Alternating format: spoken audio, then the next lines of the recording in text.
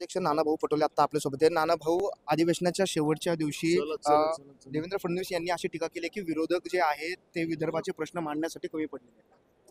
असं आहे, खोटारडं सरकार जे असतं, खोटं बोलून रेटून बोलायचं, घोषणाबाजी करायचं. आता आपण मुख्यमंत्र्याचं भाषण ऐकलं असाल.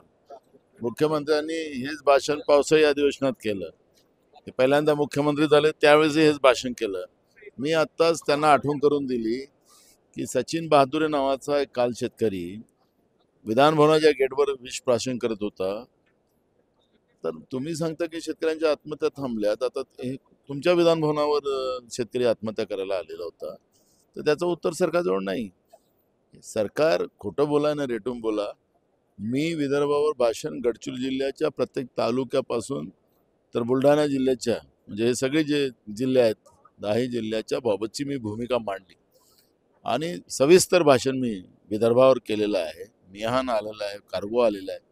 पण आता हे सरकार आंधळं बहिरं आहे आणि आंधळं बहिरं असल्यामुळे या सरकारला ऐकायलाही जात नाही आणि दिसायलाही नाही. त्याच्यामुळे हे मस्तीत आलेलं सरकार आहे.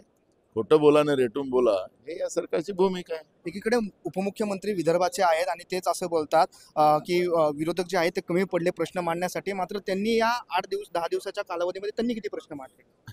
सोडवले प्रश्न याचा विचार त्यांनी केला पाहिजे. यांनी कुठले प्रश्न सोडवायचेच नाही, लोकांना अडचणीत ठेवायचा असाच प्रश्न आहे. आणि त्याच्यामुळे सरकार विदर्भाच्या तोंडाला पानं पुसून गेलेले सरकार आपल्याला पाहायला मिळेल. खरं तर काल सभागृहामध्ये बोलताना आपण असं सांगितलं होतं की 2 दिवसाचा वाढीव कालावधी मिळावा, विधानसभा जी आहे ती 2 दिवस आणखी चालावी. मात्र याला काय परिस्थितीत मिळालं दिसत नाही. सरकार पळ काढत आहे, चर्चेपासून पळ काढत आहे, विदर्भाला काही द्यायसाठी पळ काढत आहे, असं हे चित्र आपल्याला पाहायला मिळेल.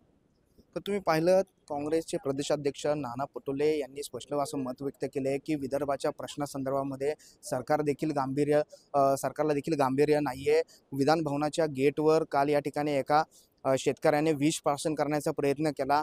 मुख्यमंत्री जे आहेत ते जुनंच भाषण करतात. पावसाळी अधिवेशनामध्ये देखील त्यांनी हेच भाषण केलं होतं आणि तेच भाषण मुख्यमंत्र्यांनी आज देखील केलेले आहे, अशी टीका काँग्रेसचे प्रदेशाध्यक्ष आमदार नाना पटोले यांनी केलेली आहे.